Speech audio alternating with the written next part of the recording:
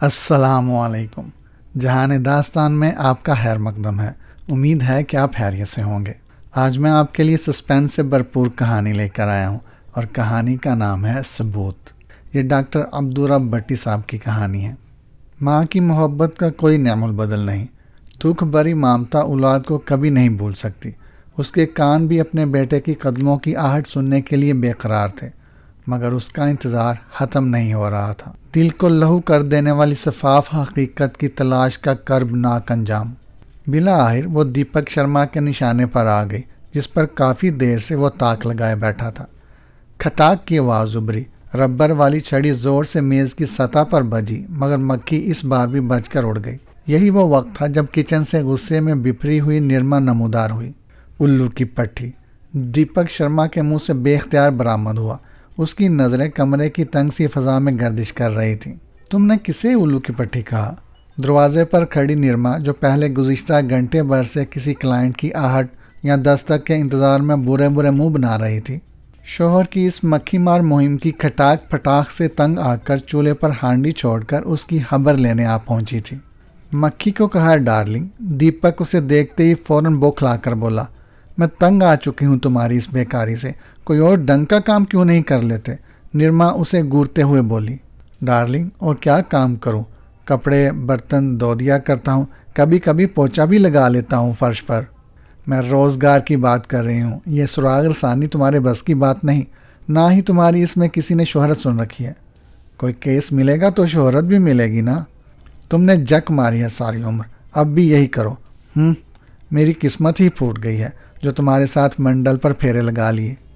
نرما رونے کے قریب ہو گئی۔ پھر یہی وہ وقت تھا جب دروازے پر دستک ہوئی۔ یہ دستک دیپک کے لیے ہی نہیں، نرما کے لیے بھی جیسے سب کچھ بلانے اور چونکا دینے کا سبب بنی، کیونکہ دونوں ہی بڑی آشا بری نگاہوں سے بند دروازے کی طرف دیکھنے لگے۔ آ گیا ڈارلنگ، ضرور یہ کلائنٹ ہوگا، دیپک نے امید بری نظروں سے کہا۔ مجھے بھی یہی لگتا ہے، نرما بھی کچھ نرم پڑ کے بولی، کیونکہ اس سے پہلے تیسری دستک آخری قرض ہاں کی تھی۔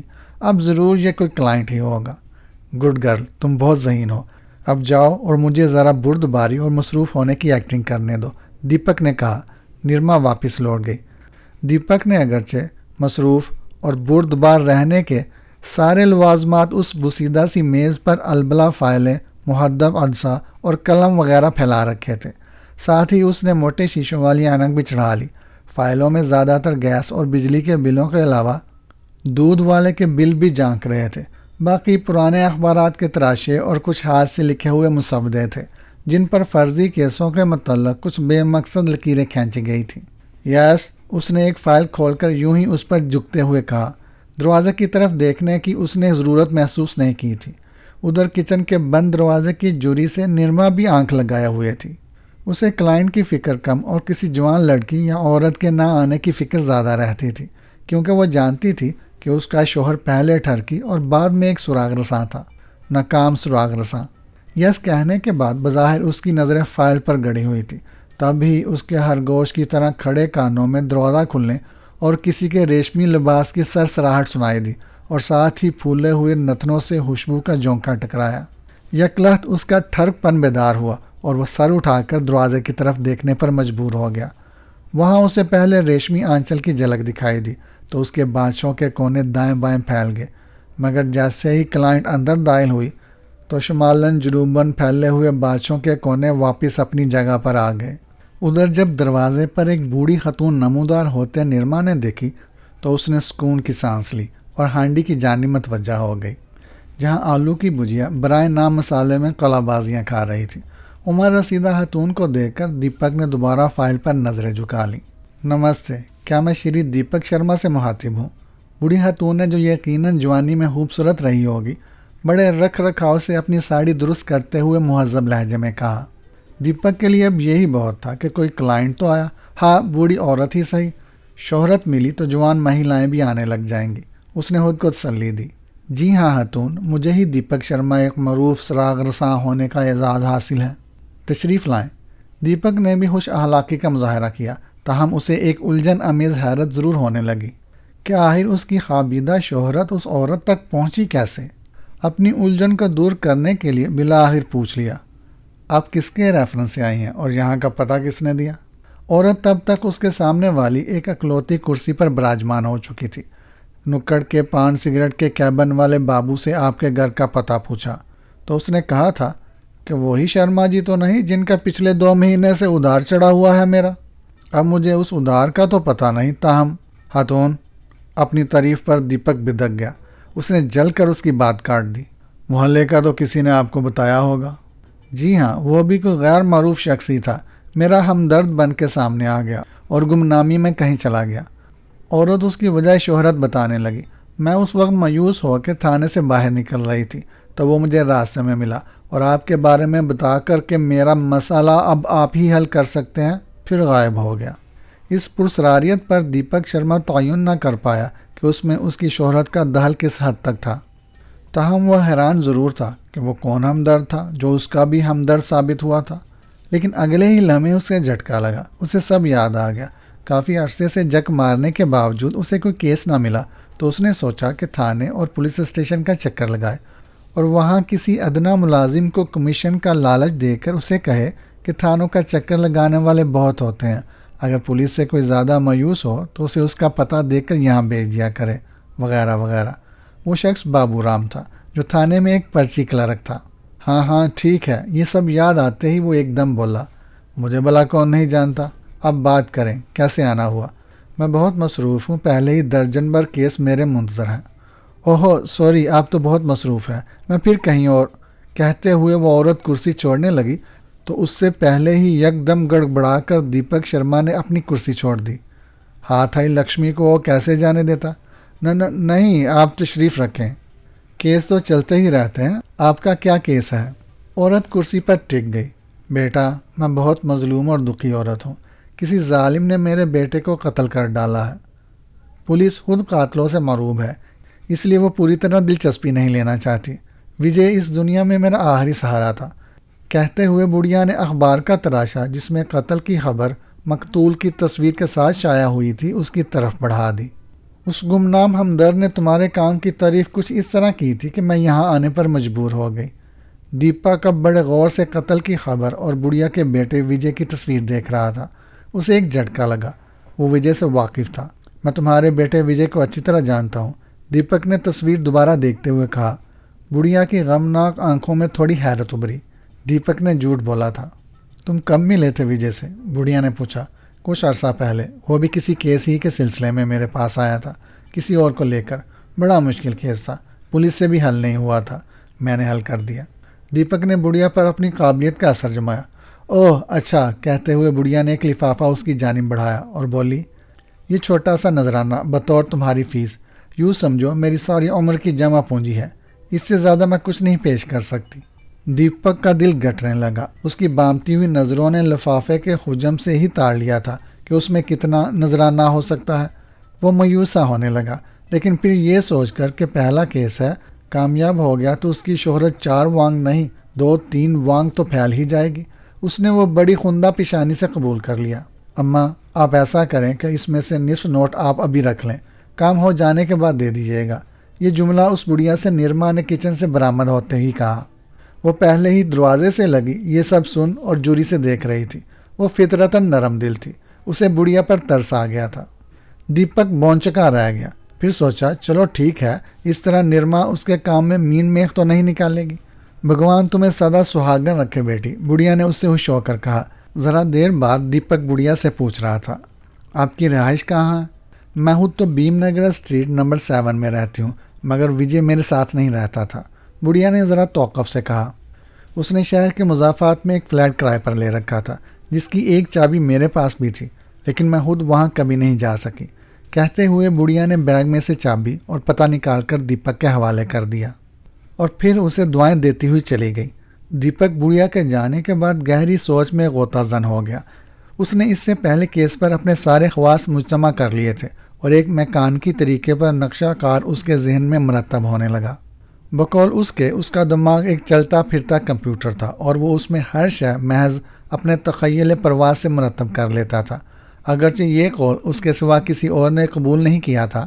اس نے اپنا بوسیدہ گھسا پٹا سیل فون اٹھایا، وہ کسی کو کال کرنا چاہتا تھا، مگر یاد آیا کہ اس میں تو ایڈوانس قرض بھی وہ یوز کر چکا ہے۔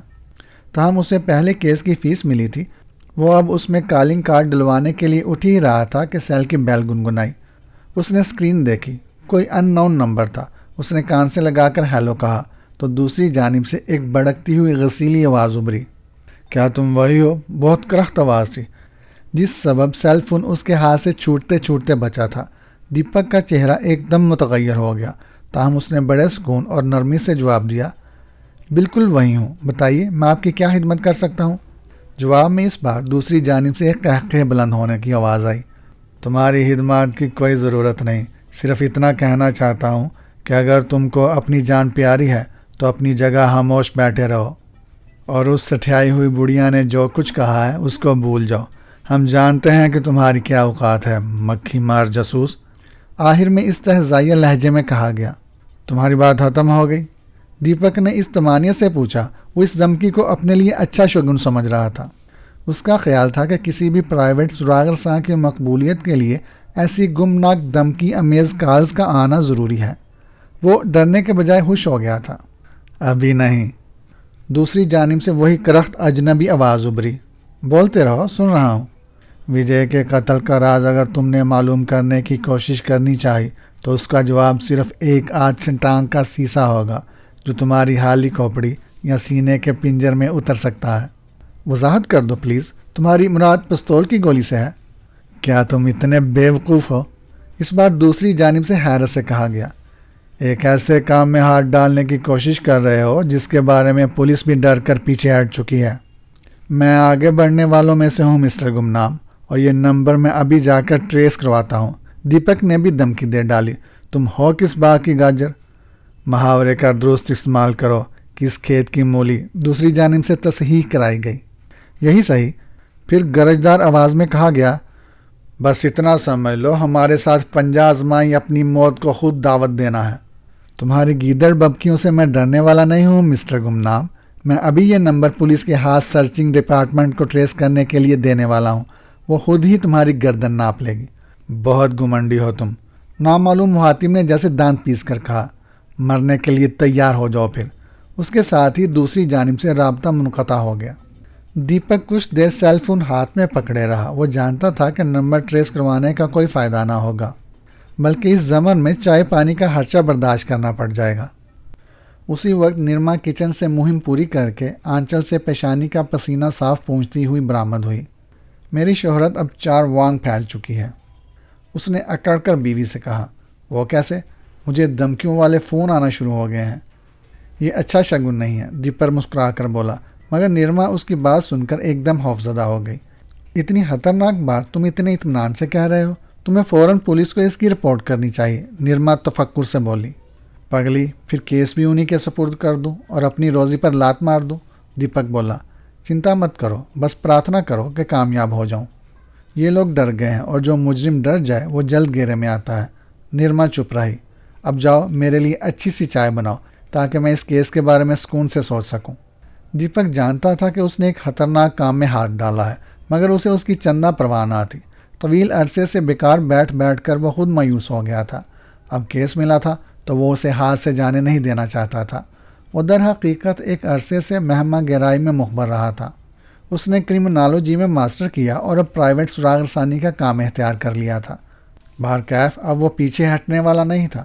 اس نے اپنے ایک ساتھی جو اس کا بغیر تنخواہ کا ملازم تھا، اس سے رابطہ کرنے کے لیے اس نے باہر گلی میں جا کر کالنگ کارڈ لوڈ کروایا اور پھر اس کا نمبر ملایا۔ سر، کیس مل گیا؟ دوسری جانب سے اشوک کی مسرت بھری آواز ابھری۔ تمہیں کیسے پتہ چلا؟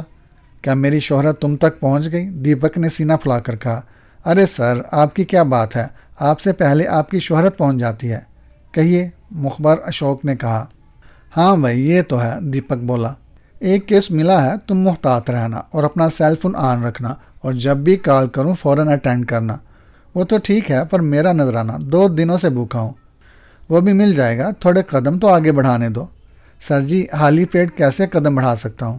تمہیں ابھی بڑھانے کی ضرورت نہیں قدم، بائے۔ دیپک نے کہتے ہی رابطہ منقطع کر دیا۔ اس نے اپنا لائسنس یافتہ پستول اٹھایا اور پھر مین ڈور پر آ گیا۔ وجے کا فلیٹ شہر کے شمالی حصے میں ایک سنسان سڑک پر واقع تھا۔ اسے سفید رنگ کی 3 منزلہ عمارت کی دوسری منزل پر پہنچنا تھا۔ دیپک نے اس بلڈنگ سے کچھ ہی دور آٹو رکوا لیا اور پیدل چل پڑا۔ وہ پوری طرح چوکنا تھا، اپنے دائیں بائیں اچھی طرح دیکھتا ہوا آگے بڑھا چلا جا رہا تھا۔ ایک چھوٹا سا بلب بلڈنگ کی چھت پر ٹمٹما رہا تھا۔ وہ نیم روشن راہداری میں بڑی آہستگی سے چلنے لگا۔ کسی ناگہانی خطرے کا مقابلہ کرنے کے لیے اس کے حواس پوری طرح بیدار تھے۔ اپنے پستول کو اس نے یوں شرٹ کے نیچے پینٹ کی بیلٹ میں اڑس رکھا تھا کہ بوقت ضرورت فوراً اسے نکال سکے۔ فلیٹ کے اندر اور باہر مکمل سکوت طاری تھا۔ ایسا معلوم ہو رہا تھا کہ اس منزل پر کوئی متنفس موجود ہی نہیں۔ دیپک نے آہستہ سے چابی دروازے میں ڈال کر گھمائی اور بڑی آہستگی سے دروازہ کھول لیا۔ تھوڑی دیر وہ کھڑا رہا، اس کے بعد ہاتھ بڑھا کر بجلی کا بٹن تلاش کیا، جو جلد ہی مل گیا۔ جیسے ہی لائٹ آن ہوئی، اس کی آنکھیں حیرت سے کھلی کی کھلی رہ گئیں، اس لیے کہ ڈائننگ روم کی ساری چیزیں درہم برہم تھیں۔ الماریاں چوپٹ کھلی پڑی تھیں، ان کے اندر کی تمام چیزیں فرش پر بکھری ہوئی تھیں۔ میز اور کرسیاں الٹی ہوئی تھیں۔ صوفے کے گدوں کو بری طرح ادھیڑ دیا گیا تھا۔ کچھ ایسا ہی معلوم ہوتا تھا کہ کوئی شخص یہاں کسی نہایت اہم چیز کو دیوانہ وار تلاشتا رہا ہے۔ کچھ دیر جائزہ لینے کے بعد دیپک خوابگاہ میں پہنچا۔ یہاں بھی وہی حال تھا، بیڈ الٹا پڑا تھا، تکیے پر چادریں فرش پر پڑی تھیں۔ یہاں سے نکل کر وہ باتھ روم وغیرہ کی طرف جانا چاہتا تھا، وہاں ہی لائٹ آف ہو گئی۔ دیپک نے خطرہ محسوس کر کے فوراً اپنے آپ کو زمین پر گرا دیا۔ کسی کے تیزی سے گزرنے کی سرسراہٹ سنائی دی۔ اچانک اسے ڈرائنگ روم سے آنے والی ہلکی ہلکی روشنی میں ایک لمبا تڑنگا سایہ نظر آیا، جو ایک دم اچھل کر اس کو دبوچ لینا چاہتا تھا۔ دیپک نے بڑی پھرتی سے اپنی دونوں ٹانگیں اٹھا کر اس کے پیٹ پر دے ماری۔ حملہ آور لڑکھڑا کر الٹے ہوئے بیڈ پر گر گیا، جس کا پایا اس کے سر سے ٹکرایا۔ پولیس مخبر کی تربیت اس کے کام آ رہی تھی۔ جلد ہی اسے اندازہ ہوا کہ ایک اور حملہ آور بھی تھا، جو اس کی خبر لینے کے لیے پرتول ہی رہا تھا کہ دیپک ایک جھٹکے سے اپنی جگہ پر اٹھ کھڑا ہوا اور ایک زوردار مکہ دوسرے حملہ آور کی گردن پر جمایا، جس کی تاب نہ لا کر وہ چیختے ہوئے زمین پر گر پڑا۔ دیپک ابھی اپنے پستول کو نکال ہی رہا تھا کہ بالکل غیر متوقع طور پر حملہ آوروں کے تیسرے ساتھی نے پیچھے سے دیپک کے سر پر سخت چیز سے وار کیا اور وہ دنیا و مافیا سے بے نیاز ہو گیا۔ ہوش آیا تو ہر طرف تاریکی تھی۔ کچھ دیر وہ اسی حال میں رہا۔ اسے کچھ سمے میں نہیں آ رہا تھا کہ وہ کہاں ہے۔ ذرا دیر بعد اسے تمام باتیں یاد آنے لگیں اور لڑکھڑاتے ہوئے بجلی کا بٹن تلاش کیا اور لائٹ آن کر دی۔ حملہ آوروں کا کہیں نام و نشان نہ تھا۔ دیپک کو یہ اطمینان ہوا کہ وہ زندہ تھا اور اس کی کمر پر پستول بھی موجود تھا۔ واش روم میں جا کر اس نے ٹھنڈے پانی سے اچھی طرح اپنے منہ ہاتھ دھوئے۔ اب اس کی حالت معمول پر آ چکی تھی۔ وہ تیزی سے ڈرائنگ روم میں آیا۔ فلیٹ کا جائزہ لینے کے بعد وہ اس نتیجے پر پہنچا کہ حملہ آور اس کے یہاں پہنچنے کے وقت کسی چیز کی تلاش میں مصروف تھے، لیکن آہٹ پا کر باورچی خانے میں، جس کا دروازہ ڈرائنگ روم میں کھلتا تھا، چھپ گئے تھے۔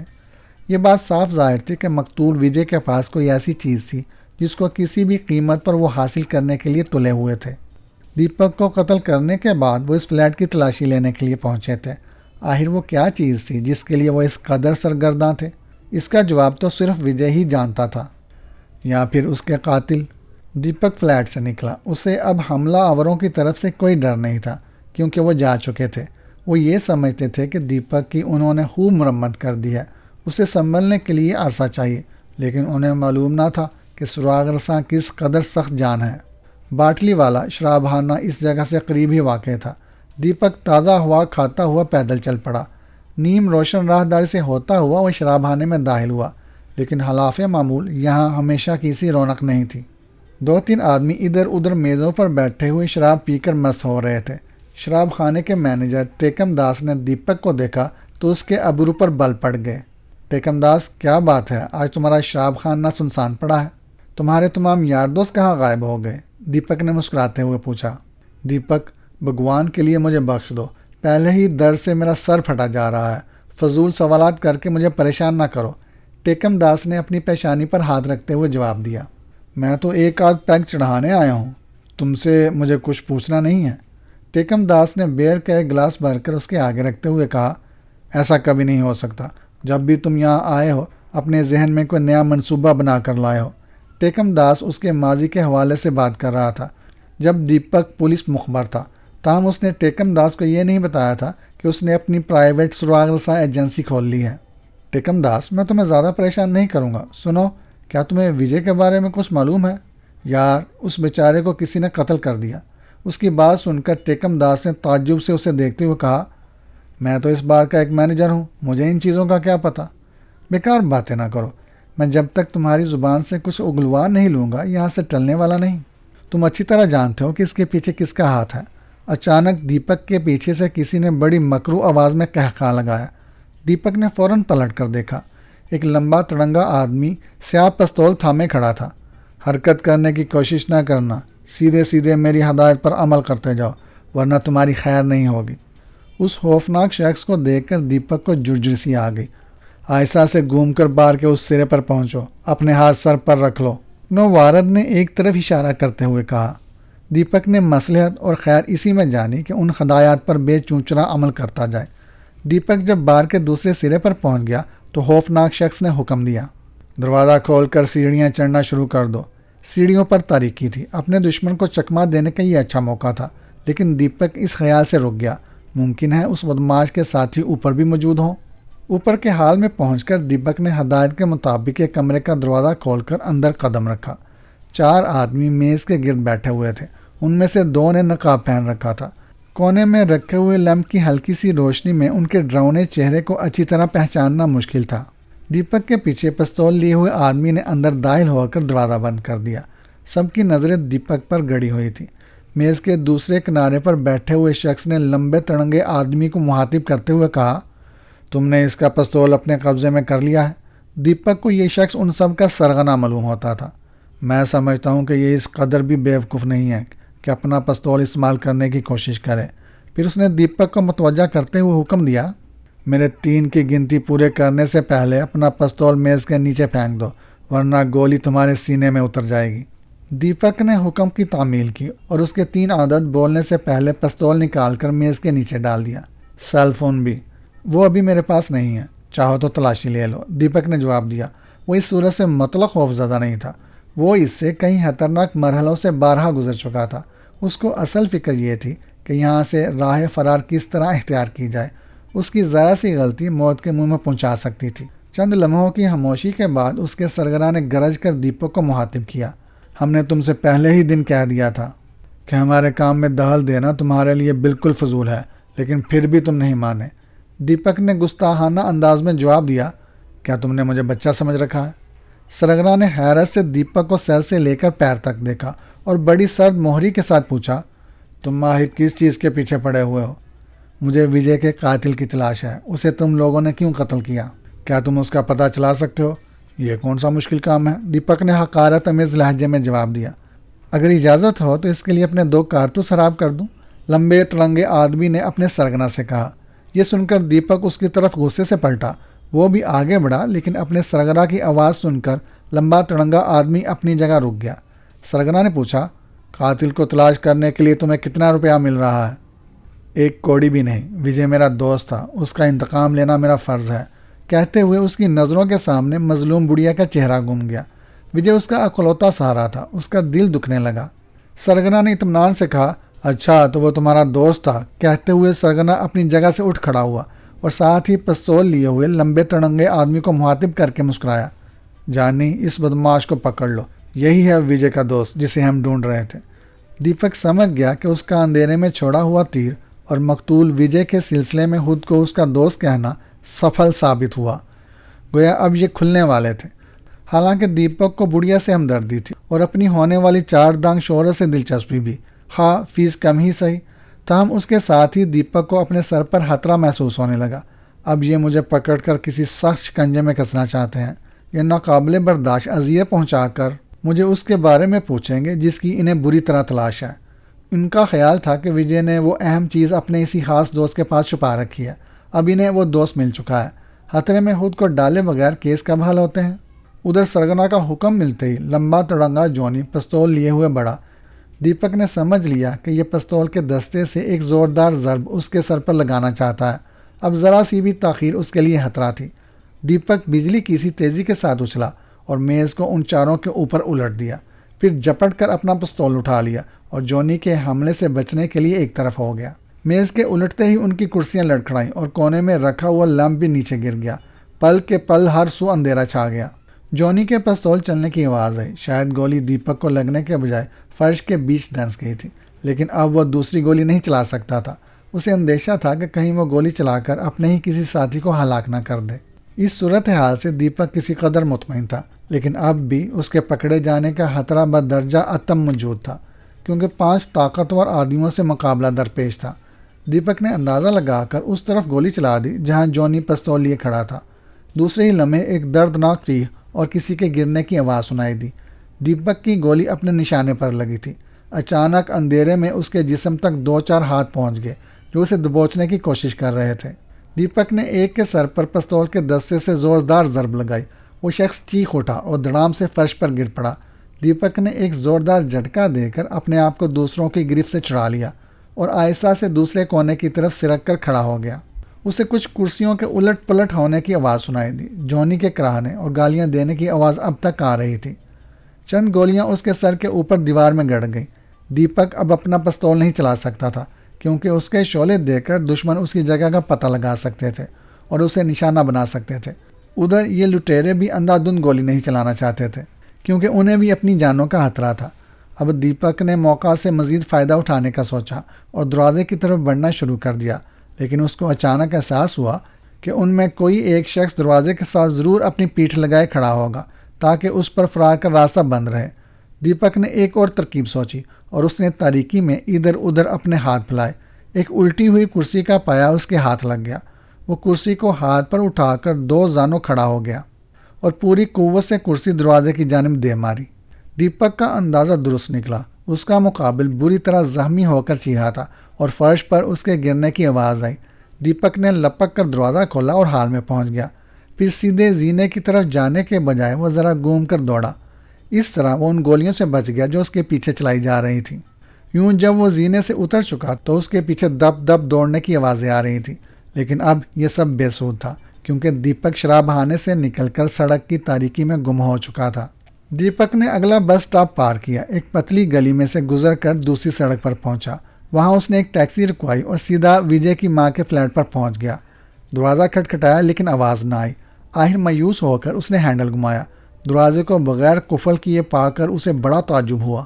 اس نے اندر کا بٹن دبا کر بجلی روشن کی تو اس کی حیرت کی انتہا نہ رہی۔ وہ بڑھیا خون میں نہائی چاروں شانے چت پڑی تھی۔ کسی نے گولی سے اس کے سینے میں سوراخ کر دیا تھا۔ کمرے کا سامان ہر طرف بکھرا ہوا تھا، بالکل وجے کے کمرے کا سا حال تھا۔ دیپک کو بڑا افسوس ہوا۔ وہ اپنے آپ کو قصوروار سمجھ رہا تھا۔ اگر وہ وجے کے فلیٹ سے نکلنے کے بعد فوراً بڑھیا کو فون پر خطرے کی اطلاع دے دیتا تو ممکن ہے کہ وہ اپنی حفاظت کا کچھ نہ کچھ انتظام کر ہی لیتی۔ دیپک بہت ملول، اداس اور دل گرفتہ سا یہاں سے روانہ ہوا۔ وہاں پہنچ کر شراب خانے سے کافی دور ایک جگہ چھپ کر کھڑا ہو گیا۔ تھوڑی دیر بعد ایک دبلا پتلا شخص وہاں سے گزرا۔ دیپک نے اسے پہچان لیا کہ باٹلی والا شراب خانے کا مینیجر ٹیکم داس بار بند کر کے واپس ہو رہا ہے۔ اس نے لپک کر پستول کی نال اس کی گردن پر رکھ دی اور اس کو ایک دکان کے کونے کی طرف چلنے کا حکم دیا۔ دیپک نے کسی قسم کی بات کرنے سے پہلے ایک زوردار گونسا اس کی ٹھوڑی پر رسید کیا۔ ٹیکم داس لڑکھڑا کر دیوار سے ٹکرایا اور درد سے چلانے لگا۔ آج میں تجھے تیری مکاری کا اچھی طرح مزہ چکھاؤں گا۔ اب میں دیکھتا ہوں کہ میرے سوالات کا تو ٹھیک جواب دیتا ہے یا نہیں۔ مت بھولنا کہ پولیس سے میرے اب بھی اچھے تعلقات ہیں، دیپک نے گرج کر کہا۔ ٹیکم داس بری طرح سہما ہوا تھا۔ شراب خانے کی بلائی منزل پر وہ 5 آدمی کون تھے؟ مجھے نہیں معلوم، ٹیکم داس نے اٹکتے ہوئے کہا۔ دیپک نے دان نکوس کر پستول کے دستے سے اس کے جبڑے پر ایک زوردار ضرب لگاتے ہوئے کہا، اگر تو نے دوبارہ جھوٹ بولنے کی کوشش کرنی چاہی تو تیرے سارے دانت حلق کے اندر کر دوں گا۔ اب سچ سچ بتا، وہ لوگ کون تھے؟ ٹیکم داس نے دیوار کا سہارا لے کر مری ہوئی آواز میں کہنا شروع کیا۔ دیپک، تم بالکل ناسمجھ ہو۔ تم نے اس کے ایک ساتھی جونی کو ہلاک کر دیا۔ اب وہ شکاری کتوں کی طرح تمہاری بو سونگھتے پھر رہے ہیں۔ اگر تم ان کے ہاتھ لگ گئے تو وہ تمہارا قصہ ہی پاک کر دیں گے۔ تمہیں کچھ ہوش بھی ہے کہ کس کے ساتھ پنجہ آزمائی کر رہے ہو؟ ان کا سرگنا راج مشرا بڑا ہی سنگ دل اور بے رحم شخص ہے۔ ان ساری باتوں کا حوالہ دینے کی ضرورت نہیں، ان چیزوں سے کسی اور کو ڈرانا، دیپک نے دمکاتے ہوئے کہا۔ سیدھی طرح یہ بتاؤ، وجے کو کس لیے قتل کیا گیا؟ مجھے بس اتنا معلوم ہے کہ وجے بھی انہی کی ٹولی سے تعلق رکھتا تھا۔ کسی معاملے میں راج مشرا کے ساتھ اس کے اختلافات شدید ہو گئے تھے۔ اس کا اصلی قاتل کون ہے یہ تو مجھے نہیں معلوم، بہرحال قاتل کا تعلق اس ٹولی سے ہی ہے۔ کیا وہ لوگ ابھی شراب خانے میں ہی ہیں؟ نہیں، تمہارے فرار ہونے کے بعد اس ٹولی کے 2 آدمی اور آئے، پھر وہ سب جونی کی لاش کو اٹھا کر چلے گئے۔ کیا تم ان 2 آدمیوں کو پہچانتے ہو؟ میں صرف ایک کو جانتا ہوں جس کا نام واکر ہے، دوسرے کو میں نہیں جانتا۔ وہ لوگ اس وقت کہاں ہوں گے؟ ٹیکم داس خاموش رہا، وہ اس سوال کا جواب دینے سے بچنا چاہتا تھا۔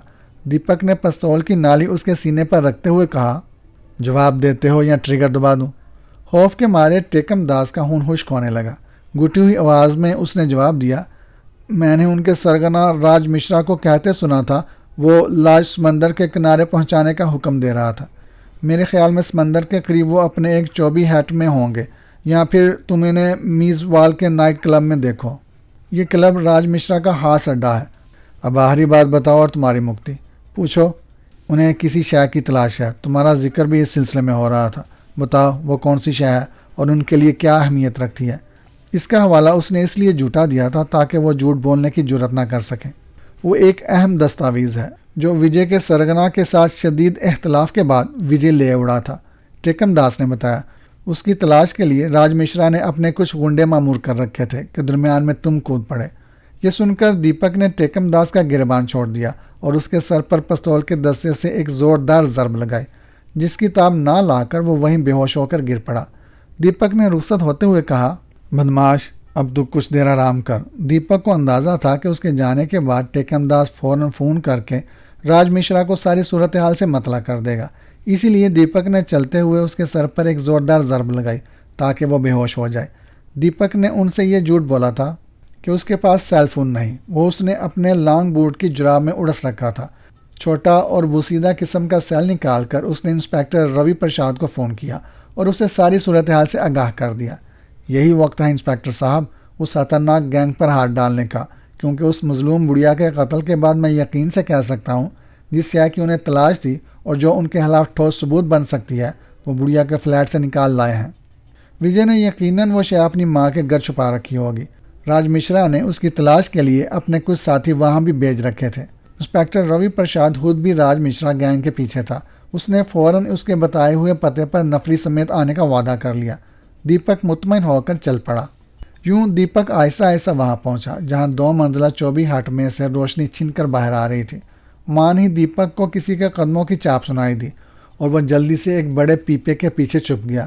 ذرا دیر بعد ہی پولیس کی 2 گاڑیاں سارن بجاتی ہوئی آئیں اور آنن فانن ہٹ کو گھیر لیا۔